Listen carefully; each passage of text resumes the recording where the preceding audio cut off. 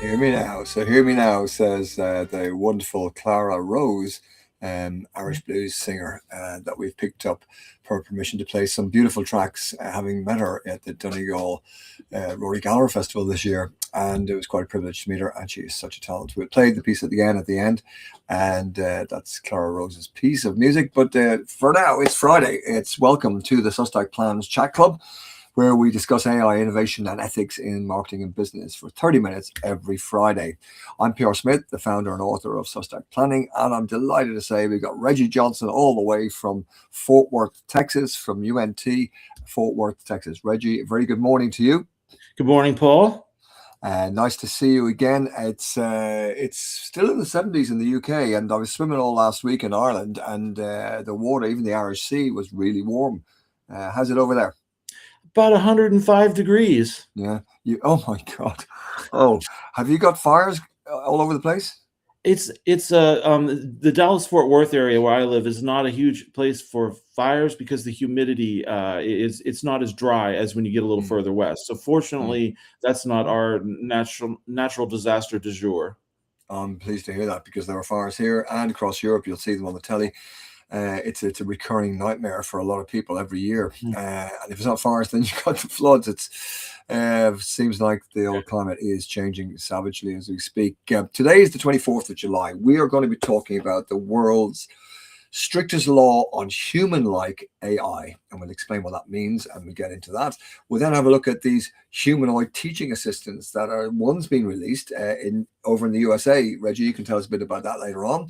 We'll be talking about generative AI makes people apologize less. So there's generative AI affecting the way we behave to a certain extent. And we'll then have a look at Meta being sued as AI HR is dismissing staff, and there's complications in that, which we can imagine what they are. We'll run through that. And then a quick look at Snapchat involved in, it says, here's a quote, 80% of child sexual grooming cases. There's a claim that they are involved in 80% of child sexual grooming cases. That's a shocking number. On a positive side, we look at Video of the Week, which is a Kiwi kids safety ad for kids using online materials. And we'll finish then with AI and tech's fantastic future, as per the words of Arthur C. Clarke, the man that created 2001 Space Odyssey, not Odyssey. Right, let's kick off with this world's strictest law on human-like AI. Now, I'm going to ask you, Reggie, to tell me, what's all this about human-like AI? What does it mean, first of all? Well, this is perhaps a sign that we're moving beyond simply what AI systems know and where they've gotten their content and bias, and onto how they interact with humans and how it affects humans psychologically. This could be the new frontier for AI regulation, says Louisa Jarofsky on LinkedIn. And I think that they define anthropomorphic as AI that's designed to appear, behave, or be perceived as if it were human. And I think we can agree a lot of AI is being used for just such anthropomorphic purposes. So China's introduced the world's most comprehensive law regarding this. And the interesting thing about this is we've been saying in America for quite some time, we have to deregulate AI and tech because China is not going to regulate AI, and if we want to keep up with them, we can't regulate AI. That's the argument being made by the tech bros, by politicians that support them. And this is just another in a long line of examples that say that that is not true. China is regulating AI, and in many ways, you can argue they're doing a much better job than the United States is. So it dispels this myth, this false idea that China is not going to regulate. It also acknowledges that there are vulnerabilities related to AI, there are AI-related human vulnerabilities, especially when AI imitates humans, and raises awareness about regulating human-like AI, as more countries, we can hope, will pick up on this. Really, the point of it, from China's perspective, according to Article 1, is to promote the healthy development and standardized application of AI-based anthropomorphic interactive services, to safeguard national security and public interest, and protect the legitimate rights and interests of citizens, legal persons, and other organizations. So That's kind of a quick intro. Are you going to summarize for us a little bit about the 31 articles that are part of this law? Yeah, well, yeah, there are 31 articles. I mean, that little excerpt you were doing was just from Article 1 of 31 articles, which is amazing. Yes, I'll try and summarize it. I have to ask for somebody help with a GPT to help me do it. So I'll get to that in just a second. But I find this fascinating. Exactly what you're saying, that China deregulating or regulating, should I say, and there's a real angle of interest here, which I'll come back to in a minute. But let's try and summarize what it's trying to do. And remember, I guess when you're saying human-like AI, being anthropomorphic AI, we're talking about it could be a robot talking to you that looks like a human. It could be a bot chatting with you that you can't see but sounds like a human, and it speaks to you like a human. I suppose it could be an avatar, a 3D avatar that looks like. So there's various manifestations, I guess, of human-like AI. Yeah. So a summary of what China is trying to do with this massive law, 31 articles. I suppose to summarize it, the laws aim to reduce emotional manipulation by AI. And, so it recognizes that people, particularly children, are vulnerable individuals, and they can form strong emotional attachments to AI companions. I mean, just watch children, for example, with a little teddy bear. The teddy bear goes to bed with them, becomes their best friend, so they can create relationships with all sorts of odd things. And this would be quite enticing. And that seems to be the issue that's been raised by the Chinese government. So they're saying providers must manage risks through the AI life cycle. And I like that expression, AI life cycle. And AI companies are required now to consider safety from design. And Reggie, this is what we've been talking about. Let's have the safety built into it rather than added on. Let's make it part of the core of any product, like they do with cars and other manufactured items. So not treating safety as an afterthought. Then there's special protections for children that's covered in this new Chinese law. And the AI systems mustn't generate content that encourages children to imitate dangerous behavior. Some of those stupid tests they do, holding your breath and all the crazy stuff. And they experience harmful emotional dependence. None of that allowed in AI in China, they're saying. They don't want them developing unhealthy habits. They don't want them suffering physical or psychological harm. I mean, this is profound stuff. The law also acknowledges recent research that kind of reflects the growing evidence that's saying that human-like AI can influence users emotionally, and sometimes contributing to dependency. We've been looking at addiction for some time with social media, and now with AI, and manipulation and mental health problems and all of that. So China is challenging the common assumption, and there's more and more research to support this. So I actually greet this with open arms personally, but some would say, well, maybe it doesn't matter so much. Maybe we're getting a bit overexcited about nothing. Does this really matter, Reggie? I think it matters for a number of reasons. I think because one thing that I mentioned previously is that this kind of shows maybe where the new frontier of regulation is. Now, I think some countries are further ahead or further behind of regulation of AI, but this kind of shows that we're acknowledging that this goes beyond just bias and data. This goes beyond content scraping, and this goes to now human manipulation, psychological manipulation, especially when it appears human. It expresses empathy. It builds long-term relationships.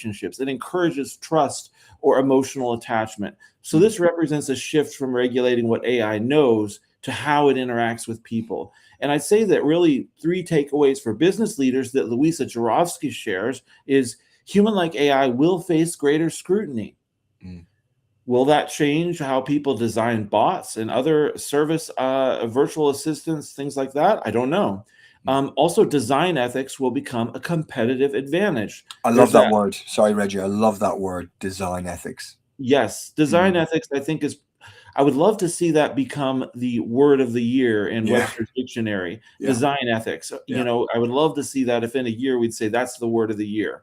And here they're suggesting, and so sorry, Reggie. So the Chinese are suggesting that design ethics will become, not might become, will become a way of competing, a form of competitive advantage. Is how much ethics are you designing into your AI? I mean, that's a big building step. Transparency and emotional guardrails from the outset.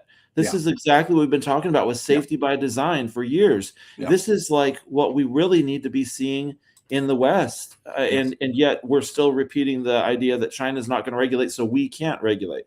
And Yeah. then the final thing that it was pointed out is that this is likely the beginning of a global trend. And I think that hopefully, as countries see that maybe this is a myth that China's going to be more competitive by not regulating, maybe they'll start to feel more comfortable regulating. We are seeing more of a movement towards it as more harm is done. So hopefully this is a big step in the trend toward design ethics and embracing it as a competitive advantage. Well, this is extraordinary. I really think it's extraordinary because on several levels. I mean, it is extraordinary and fascinating because if China decided to say dump really advanced AI onto the global markets around the world, what do you think would happen? Like it has, or they have been accused of dumping steel on the world steel markets, and so steel, the price of steel falls through the floor. Any weaker companies collapse. Governments put up tariffs and all the rest of it. But they can shake up a marketplace by that. But if they wanted to compete or take out some other AI companies, they could flood the market with some very sophisticated, very useful, very good AI. Perhaps I'm just saying, perhaps. So, if that were to happen, a flood of ethical AI designed AI tools, that would be really, really interesting. And normally when we talk about, flooding a marketplace, it's not particularly good. But, this is really so interesting on several levels. Now, I'm sure there'll be critics that say, oh, it's just, propaganda. But I don't know. The Chinese law recognizes that people, particularly children and vulnerable individuals, that they can form strong emotional attachments to AI companions. That's all it's saying. Chatbots, digital characters, humanoids, 3D avatars, real avatars, or robots who look like humans. So, well, here's one humanoid that might cause a conversation and a debate. So let's park China. I just want to ask you, Reggie, humanoid stuff, is it scary? Is it nice? Would you want one in your house? Is it happening? Is there rumors of something happening in America, Native America? Yeah, well, I actually just saw an interesting article from New York Focus, in a small rural town in New York, that is contained within the Seneca Nation reservation. So that's a First Nation tribe. Uh, there's a school district there that's relatively doesn't have a lot of funding, and they are going to be one of the first in the country to bring in a non-human teaching assistant as a humanoid robot for the classroom. Fascinating story. Small rural town. It's not going to be replacing the human teacher. It's going to be a teaching assistant to assist the teacher. It's made by the company Realbotics, which has its own interesting history going back to crypto and other things. But really, this is a vertical that they're focusing on. Is robots for education and healthcare and some other things. But they gave a discount. They have a discounted deal with the school district to kind of provide this first of its kind teaching assistant. They're also providing an AI avatar to help with homework. I thought this was interesting. A lot of students we know are using AI to help them with their homework or do their homework for them. Yeah. What about providing them with an official approved homework assistant AI that they can go to? They're allowed to ask for help to get the kind of help they're supposed to get that still keeps them learning without them just basically by saying we're banning AI, you're sending them into the arms of these black market ones or the ones that aren't permitted, and maybe giving them too much help. But anyway, this is an interesting side of it. So this will be the same avatar as the teaching assistant. Now they're rolling it out. They're piloting it in their technology and robotics classes. Interesting, good place to pilot it. This at high school level, and they're going to expand it depending on if it's successful.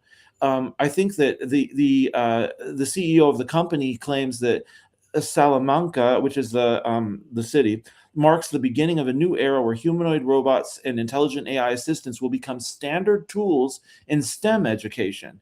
That's what he says. And they say that students will use a unique identification code so that it can pick up conversations that it's had with them through the avatar online, through the chatbot. It can pick those up in the classroom with the humanoid robot. Oh, that's nice. Yeah. Yeah, so there's some personalization there. My first question is what happens to this student data and learning data? But that's not brought up at this point in time. I'm sure that's being talked about as well as part of the contract.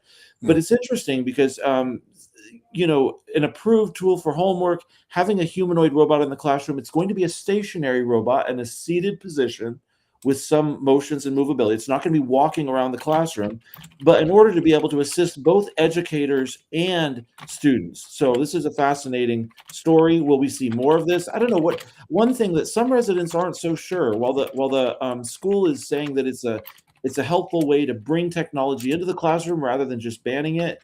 Some people have said this goes against everything we believe in. Some parents have said that we already have so many issues in our community, including environmental issues. I just don't understand the concept of adding AI onto that, said one parent. Yeah.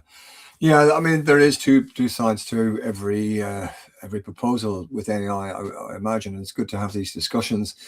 What not disturbed me, but what caught my eye, and just maybe a little bit inquisitive and curious about this whole thing, Reggie, was if you look at the photograph, and so we will give a link to this article so people can look at this photograph themselves, and we put the link on prsmith.org/blog. But if you look at the photograph, that it said, this is the caption. It says, an AI generated image from Real Botics shows a likeness of their humanoid robot in a classroom setting. Now, if you look at that photograph closely, what you see are very young kids, I'm guessing between 5 to 8 years old. I could be wrong on that, but they're looking adorningly at a female robot teacher. And that immediately makes me think of the vulnerability of kids. I mean, you can see in their eyes, there's this, maybe it's an AI made image, I don't know, but it's certain they're actually adoring this bot. Their eyes are wide open and they're kind of smiling at it. It's which kind of emphasizes the vulnerability of kids, maybe, or the excitement of having a new person or bot in the room. I don't know. But here's another, yeah. It kind of makes you think that there should be some regulation around anthropomorphic AI, right? Yeah. Well, I'm just saying because we talked about China having that, Yeah. that maybe that's a good idea. Yeah. It's this vulnerability of young people again, which the Chinese picked up on with this new law. Here's another one, Reggie, which is a strange byproduct of AI, and it's that generative AI makes people apologize less. Now you might Really? say, yeah, you might say, so what? But I mean, well, this is from Stanford University, and again, we'll put the link onto prsmith.org/blog so you can check it out. But they've come up with the conclusion. This paper they've released says that general AI is making people apologize less. This is Stanford University. They found that the top generative AI tools on the market are sycophantic on average. And we've talked about this sycophantic stuff, where it's always saying you're great, that's a great question, and you're a great guy, and you're right, and you're correct, and all that. So they're affirming users' actions. And what they found in the research was that that the AI affirms users' actions 50% more than humans do. So they're a bit hyper on the "you're great, you're wonderful," they validate users' behavior and tell them that they're right all the time. They're right all the time is what they're saying. So what's the problem with that? You might say, well, the problem for me is that if a bot keeps telling you that you're right all the time, it increases one's, and this is a quote from Stanford, is one's rightness behavior, thinking you're always right, when it will reduce their willingness to repair conflict, any And this disagreement is or conflict. already a big problem, lack of intellectual humility, already a huge problem. Inability Yeah. to admit you might be wrong, especially when Yeah. it comes to like identity politics and on issues. There's no way that I could be wrong. The other side is wrong. Not Yeah. being willing to look at it from another perspective, a Yeah. big issue even before this. So Yeah, indeed. So, in other words, when this chatbot kind of keeps telling you you're great, it makes you feel like you're always right. It definitely makes you less likely to apologize, even when you're wrong, because you don't think you're wrong ever, because this thing's telling you you're right and you're great. So, the writer of this is Katharina Doria, and she wrote a great piece of this, and she says, please be careful with this. with billions of people using sycophantic AI and given the findings of the study, we're breeding an unbearable society that doesn't know how to look at its own mistakes and apologize. We'll end up with people who've no idea how to be friends, partners, or family members. Now, is Katharina going too far here? I don't know, but I think she's raising a very interesting point. So, and she does make a plea again. She says, please pay attention and send this to everyone you know who uses generative AI. Please share this with your friends and family so they know how sycophantic AI may harm their ability to bond with others. So that's fairly straightforward. In fact, we must get Wayne back on this topic and see what's what. But anyways, let's park that. And let's imagine even if you did retain the ability to apologize, or more importantly, if your children retain the ability to apologize, it sometimes might be too late to apologize. If you've been sacked by AI, for example. So AI is sacking staff, I believe. Meta, is it Meta, Reggie? We're up to Yeah, Meta, they've got a nice long history of behavior that a lot of people are consider controversial. Paul Walsh on LinkedIn posted about this, where Meta is being sued by 26 former employees, saying the company used AI to choose who to dismiss, who to get rid of, and that it was selecting people with disabilities and people who had taken medical leave as some of the criteria that were weighting it. It was a termination list based also on AI token usage and just a number of things that counted against people, like absentees that are protected under the law. Because you can have a human HR department that knows this kind of like FMLA, Family Medical Leave Act, means you cannot be have actions taken against you to take away your job. But an AI that's ranking for ways that you're not allowed to fire people, could that be getting around that? So they're suing based on that. It is an interesting question, because I think that you remember Sorabel Felice's course on AI mistakes. Yeah. She talked about how a human needs to be making the decision when it affects someone's livelihood. That was one of her 8 common mistakes to avoid. And I feel like this is something that touches directly to this, because I think one quote that we saw was that companies should be using AI to remove human bias from hiring and firing, but instead they're using it to collect information about people that has nothing to do with the job.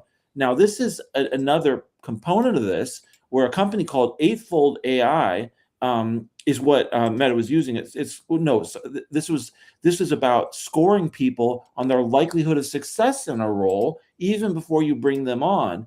And the problem is, some complainants are saying that Eightfold AI is building a hidden profile of each applicant based on social media activity, location data, internet device tracking and cookies, all kinds of things to judge their behavior, their attitudes, their intelligence, their aptitude, and giving them a 1 to 5 rating based on how successful they'll be in a role. Now, here's the thing. The people that are rated lowest aren't even reviewed by a human when they're hiring for this. So this is the other side. We talked about sacking people that are rated low by AI. Now we're talking about hiring. And the problem is that would make them, under U.S. law, more of what's considered a credit agency. Instead of they're acting. So there's a complaint saying that they're secretly gathering this data and selling the resulting judgment to employers. They're acting as a consumer reporting agency without registering as one. And the difference is, as a consumer reporting agency, people who have data gathered on them have a right to request what that data is and correct mistakes. Whereas right now, people are completely blind to why they might not be given a callback for an interview, because companies are hiring this AI company to give them all this data, and this data is being used to keep them out of the continuing furtherance of job consideration. No, that's worrying. But hiring, I can get a certain amount of that, but sacking people, the human touch should not be lost. We're seeing it on both sides. We're seeing people being fired using AI algorithms that are not fully transparent, and people being kept out of hiring for it as well. But also pulling the data points that they're pulling. We don't know. There was like 1.5 billion data points that it's pulling into this. And so it's like, where are they getting all this information? What's being included that really shouldn't be included, that would be illegal to be included and considered for hiring somebody or firing them? Yeah, indeed. That's plain wrong, and so I'm not surprised there is a lawsuit. It would keep us posted on that one, Reggie, to see what happens at the end of that lawsuit against Meta. There is another court case just being filed. A new lawsuit's been filed against Snapchat, and I'm just conscious of time here, so I'm just going to give you the headline of what this is. So Snapchat, a quote, involved in 80% child sexual grooming cases. Now, this is a summary of a video that Nikki Petrozzi used or created, and she's terrific on following up all of these. And we'll put the link to her summary video of Snapchat. But it's one of those stories that's difficult to share. You know, a Missouri family filed a lawsuit against Snapchat, and you know, I won't go into the details. It's horrible what happened to their child through the system, and they're taking them to court. So, you know, we have a right to protect our children, and that responsibility has been undermined by companies like Snapchat. This is what Nikki Petrozzi tells us. So we'll put a link to that video. And she's very good at keeping us updated on you know, the kind of stuff that needs to go to court and is going to court and what the results are. So we put that link on pearsmith.org/blog. You know, I think it's fair to say that over the weeks, months, and even years, we've been highlighting examples of abuse of child safety by tech companies. We've talked about today Snapchat briefly, but you know, we've talked about keeping our kids safe. And in my opinion, it's a constant battle with the tech giants. So we get Wayne Denner back next week, and with a Safe Tech Talks for Teens. He's doing a big event down in Cork in the Republic of Ireland today, but we'll bring him back. But we have to educate ourselves and become AI literate. And that's what Wayne is doing in his Talks for Teens roadshow. So I've discovered something that I think might be of interest to people, which is a really unusual Kiwi ad designed to help protect kids. And it's good because it would shock kids if they saw it. It would certainly shock the parents. Now, this is picked up by Thomas Vocek, and it's a wonderful ad from New Zealand. And it's the video of the week this week. But basically, it opens with two naked porn stars standing naked on the doorstep, knocking on the door. And when the door opens, they ask the mother of the house if her son Adam is at home, as they wanted to say hi. And that's the opening scene, and it gets worse and worse and worse. And it does hammer home, you know, and each time they say, you know, keep calm, keep cool, you know, make a point of going to sit down with your kids and have a chat with them about vulnerability and all the rest of it. So have a look at that video and maybe pass it on if you like it. And we'll ask Wayne Denner about it next week as well, who does the Safe Tech Talks for teens and younger people. Right, we're going to finish there because it's just coming up to 1:30. I want to finish on a positive note. And this is a piece that caught my eye. Prasanna KV wrote it, and we'll put the link to it again on pearsmith.org/blog. And it's about AI and tech's fantastic future. Now, this all stems from the post that was written by Prasanna KV, and it's about Arthur C. Clarke. Now, if anybody out there doesn't know who Arthur C. Clarke is, he's the man behind 2001, A Space Odyssey, and he's behind an awful lot more. He was an English science fiction writer, fought in the army, fought in the war, you know, amazing character. And the idea came from a short story that he wrote for a BBC competition in 1948. It didn't win.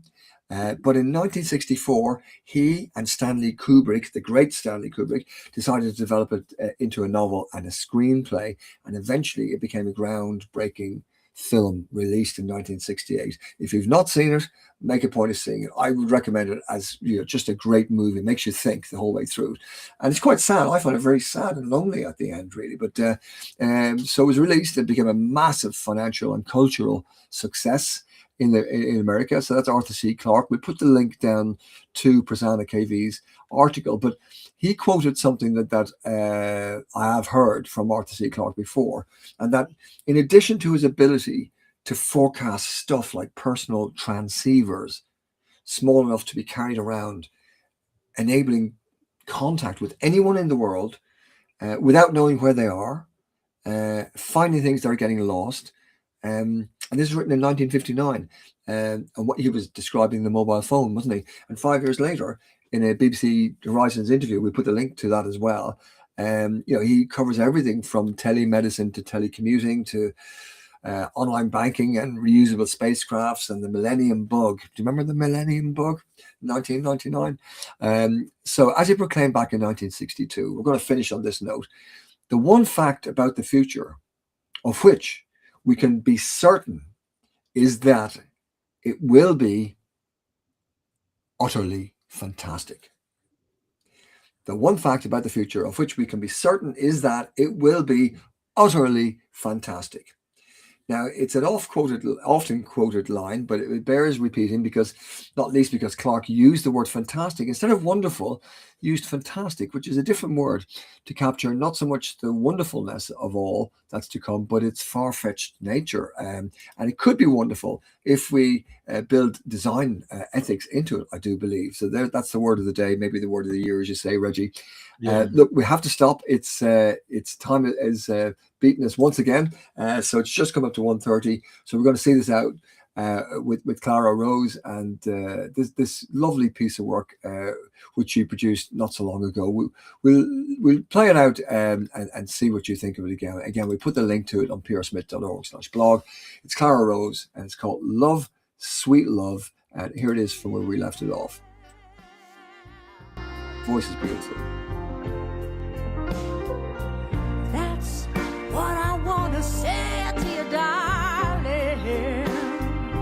The next time you're close to me, yeah. And love, sweet love, has rescued me. Ooh, love, sweet love, has given me hope again. 'Cause when I miss you, that's when I know it's true.